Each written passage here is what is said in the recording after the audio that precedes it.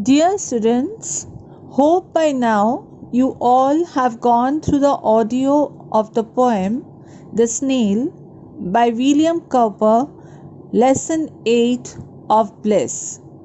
Did you like the poem after going through it? So, with the help of the notes given to you in the previous class, we are now going to allot an assignment to you so that you come to know of the important questions of the poem. So let's get started with the questions, girls. Okay, the first one that we have over here is under answer the following questions is, why does the snail not fear to fall? I repeat it once again. Why does the snail not fear to fall? Question number 2. Mention the objects the snail sticks to. Mention the objects the snail sticks to. Number 3. Whom does the snail chattel and why?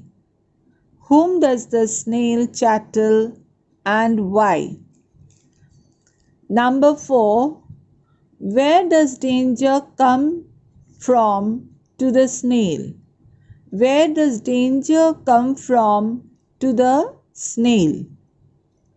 The next one is, what is the snail satisfied with and why? What is the snail satisfied with and why? The next girls, why or when does he shrink into his house? Why or when does he shrink into his house? Elucidate the term eminent is your next question. Elucidate the term eminent. The next one, girls, what is the cause of its displeasure? What is the cause of its displeasure? How does a snail sense a danger? How does a snail sense a danger? How does a snail live his life? How does a snail live his life? Why is the snail displeased? What makes the snail well satisfied? Why is the snail displeased? And what makes the snail well satisfied? The next question, girls, name the poet. Name the poet of the poem. And the last one is, what feeling does the snail have to be his own treasure? What feeling does the snail have to be his own treasure? Now, in a number of previous classes, we have told you that while writing the answers of these questions, you should be very, very careful of three main things. Number 1 is your prepositions. That is where you terribly go wrong. So be careful of your preposition, girls. Number 2 is your tense. If you are writing it in the past tense, please stick to that. Do not switch on and off between past and the present. Your answer should be in one complete tense. And the third thing is that be careful of your spelling mistakes, girls. Now, in poetry, it's a bit difficult because you have to write the answers completely on your own. That is where what is shown through your answers, how far you have been able to comprehend the poem, how far you have been able to understand the poem. So, if you do not practice it, it will be very difficult to just write it on your own when you are sitting for your exams. You just cannot pick up lines and phrases and words from there and just write the answer. You need to be very clear of what you are putting forth. So do practice it, girls, not once, not twice, but repeatedly, until and unless you get the best of it. Now, suppose for a question I had said that name the poet. We have often found that you have just named the poet and left it. That remains as a complete inappropriate answer or incorrect answer. Please do name the poet and be very careful that your William W should be in capital, your Cowper C should be in capital. So the name of the poet of the poem The Snail is William Cowper. That is the sentence, or that should be your answer. It's not just William Cowper. You have to frame it in a sentence properly.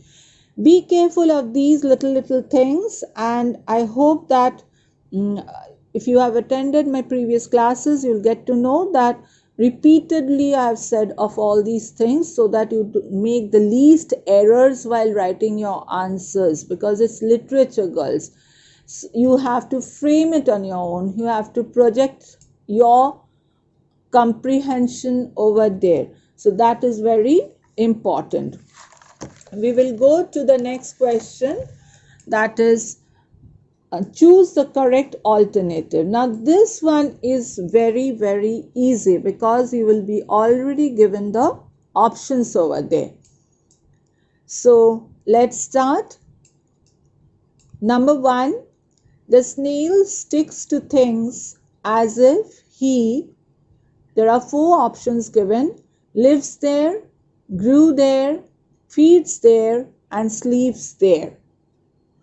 The snail sticks to things as if he lives there, grew there, feeds there, and sleeps there. Now the 4 options might be very close to each other. Meaning of the 4 options given to you might be really very close to each other in their meaning. So go through them properly. Just don't tick it off once you see the 4 options over there. Go through the words given there properly and then take the correct one. Number 2, girls. A snail sticks close to fruit, leaf, grass, all of these, any of these. So, sorry girls, number D is none of these. So, a snail sticks close to, I'll just mention it here, all of this. Isn't it? We have it in the very first line of the poem. To grass or leaf or fruit or wall, the snail sticks close, nor fears to fall. Remember that? So, the answer is all of these. Number 3. A snail is not afraid of hiding, walking, failing, and climbing. Hiding, walking, failing, and climbing. Number 4. To a snail, there is harm other than weather, rains, climate, thunderstorm. To a snail, there is harm other than weather, rains, climate, and thunderstorm. Number 5. The snail has a power of self-contracting, self-collecting, self-revealing, and self-expressing. Okay? So you need to know the meaning of the words contracting, collecting, revealing, and expressing. Only then can you tick the correct alternative. The next one, girls, number 6 is, when the snail gets a little touch, he walks into his house, shrinks into his house, runs into his house, or none of these. So I repeat it once again. When the snail gets a little touch, the option given in A is walks into his house, shrinks into his house, runs into his house, or number D is none of these. Number 7. When someone touches a snail, he shows happiness, indifference, displeasure, and jealousy. I think this one you all are going to get it right. It's completely displeasure. That's why it shrinks into its own where? Into its own shell. Yes. So the 4 options given over there are happiness. It's not at all happy. So that goes out. Indifference, it doesn't show any indifference. It just shrinks itself into with much displeasure of just provoking it. It shrinks into its own shell. Number 8, girls, is a snail loves to dwell. Number A option is alone. Number B is with his family. Number C, on the wall. And number D, in a society. Number A, alone. Number B, with his family. Number C, on the wall. And number D, in a society. Number 9, girls. The snail does not have any belonging except herself, himself, oneself, and number D as an option is itself, isn't it? The snail does not have any belonging except herself, himself, oneself, and itself. So here there are 9 multiple choice questions which you have to attempt.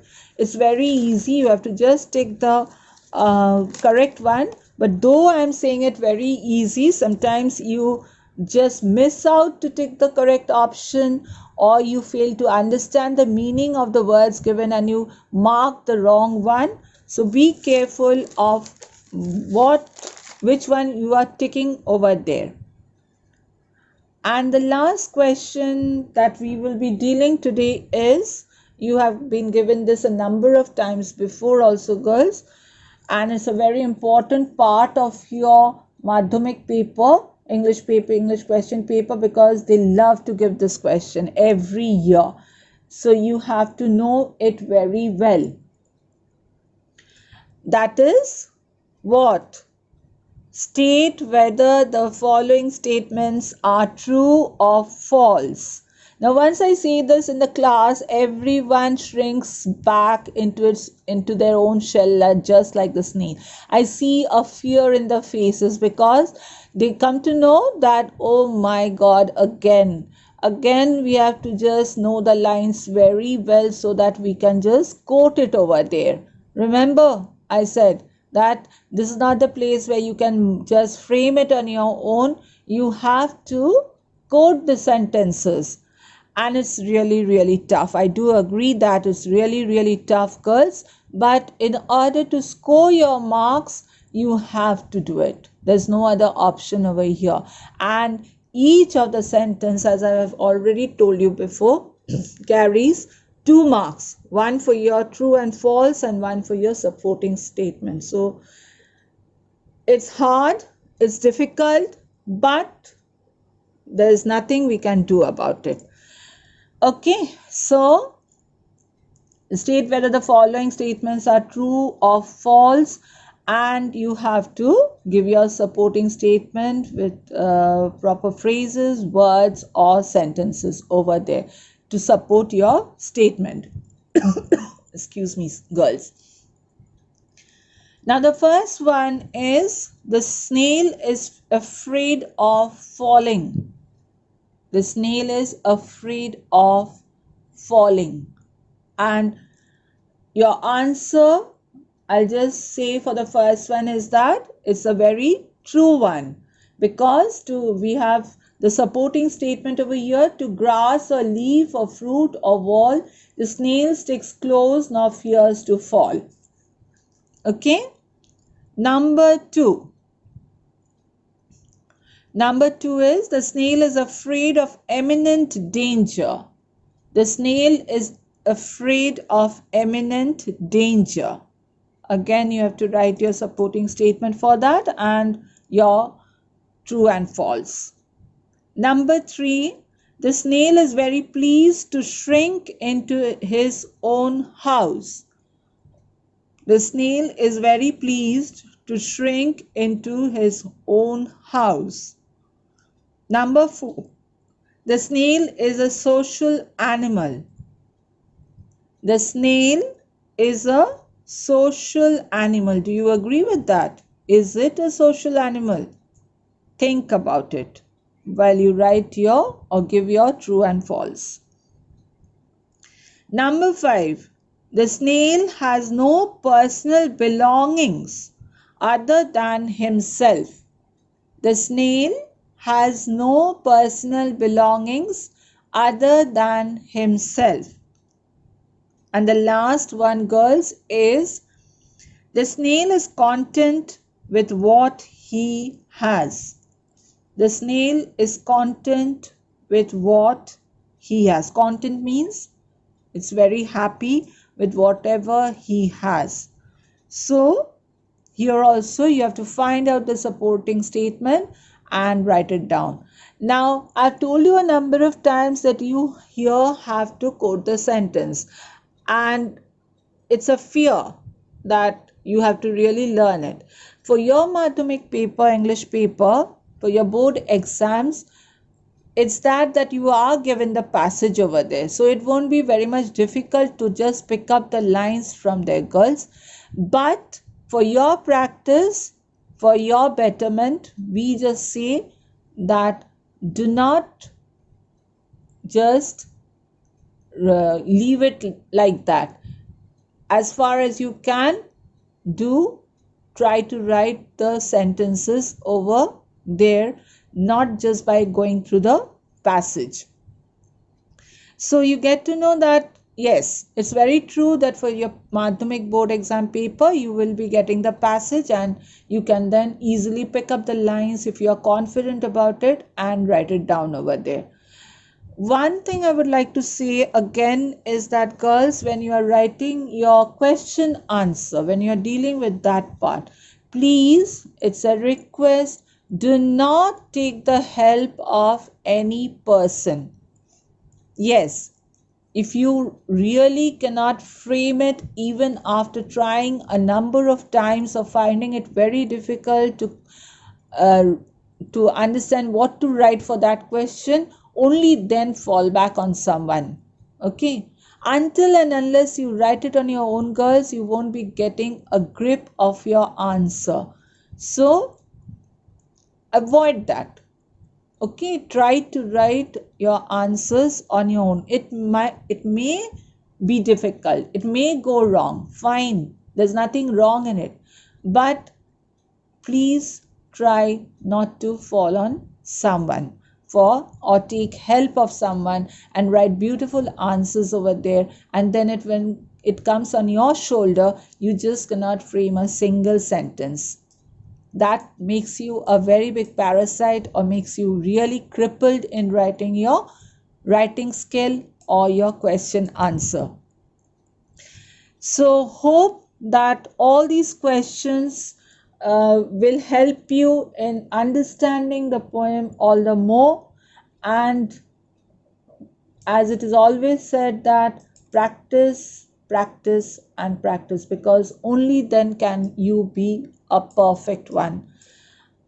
And the other thing is that, girls, uh, we have already have gone through each and every prose piece and poetry of your text of Blossom of class 10. So it's over. You can just sit at home and keep revising. Do not stack your assignments given to you. Do not stack with the notes that is given to you. Go through it once in a while, go through it again and again. Do not waste your time. Utilize it in a very positive way now that you have ample time at your hand.